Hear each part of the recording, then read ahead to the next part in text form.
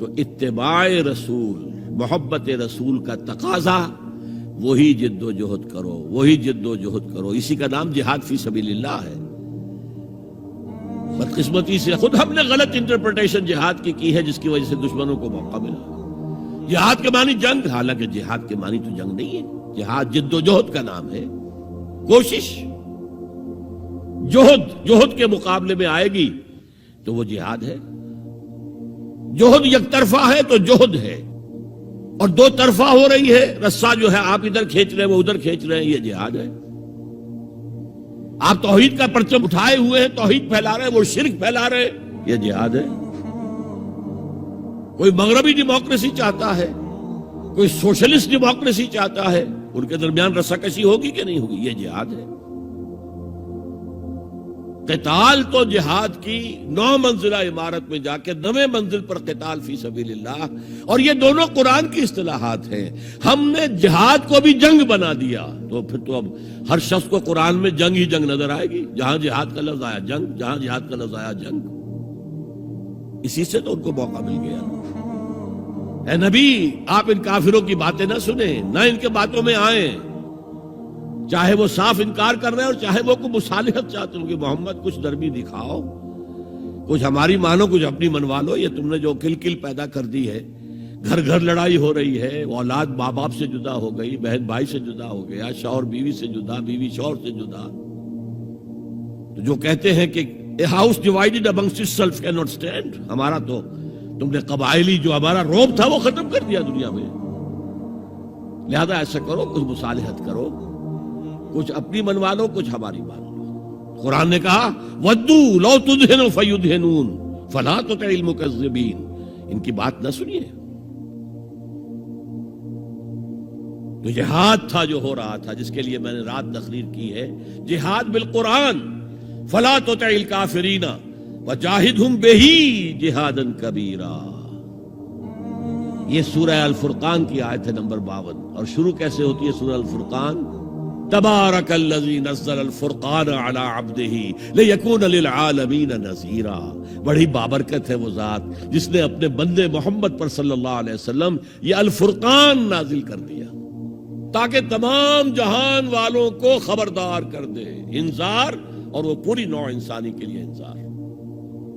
اسی میں آگے آتا ہے، اسی صورت میں فلا تطع الکافرین. اے نبی، آپ ان کافروں کی باتیں نہ مانیں، نہ سنیں، نہ توجہ دیں. وجاہدہم بہ، اس قرآن کے ذریعے سے جہاد کیجئے. 12 برس مکے میں قرآن کے ذریعے سے جہاد ہوا ہے. تلوار تو نہیں اٹھی. الٹا حکم یہ تھا کہ چاہے تمہارے ٹکڑے کر دیں، چاہے تمہیں آگ میں جلا دیں. You don't have to raise hands even in self defense. کفو ایدیکم، اپنے ہاتھ بندھے رکھو، روکے رکھو، کوئی جوابی کارروائی نہیں. 12 برس. This was the order of the day. یہ جہاد بالقرآن. اس جہاد بالقرآن کے ذریعے سے لوگوں کو کھینچا گیا، پھر بیعت لے کر ان سے ان کو منظم جماعت بنایا گیا، پھر ان کا تزکیہ کیا گیا. تزکیہ کس بات کا؟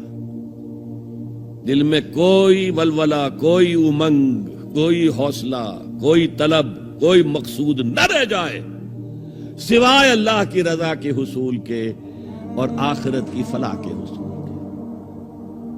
جب تک پاک نہیں ہو جائے گا دل، جب تک دل سے ساری امنگیں، ساری ایمبیشن نہیں نکل جائیں گی سوائے اللہ کو راضی کرنا اور آخرت کی فلاح طلب کرنا، یہ ہے تزکیہ. یتلو علیہم آیاتہ ویزکیہم ویعلمہم الکتاب والحکمہ. اگر اس نقش قدم پر آپ نہیں چل رہے تو حضور کے ساتھ محبت کا دعویٰ باطل ہے. آپ مسلمان ہیں، ٹھیک ہے، آپ مانتے ہیں انہیں اللہ کا رسول، اور آپ درود بھی بھیج دیتے ہیں، نماز میں بھی درود ابراہیمی ہے، سب کچھ ہے. لیکن یہ ہے کہ اتباع رسول، محبت رسول کے بغیر نہیں. اور محبت رسول سے جو اتباع رسول وجود میں آتا ہے وہ ہے من انصاری اللہ.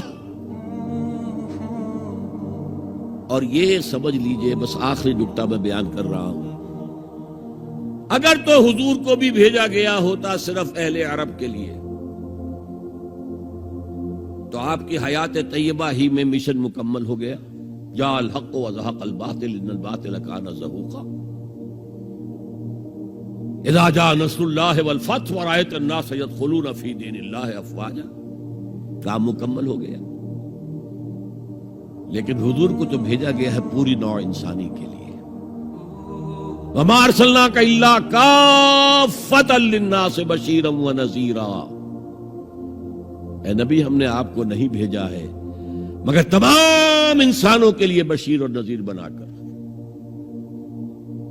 کیا نتیجہ نکلا؟ جب تک پوری دنیا میں اللہ کا دین اسی طرح غالب نہ ہو جیسے حضور کے دست مبارک سے جزیرہ نما عرب میں ہو گیا تھا، اس وقت تک ہنوز حضور کا مشن تکمیل کو نہیں پہنچا.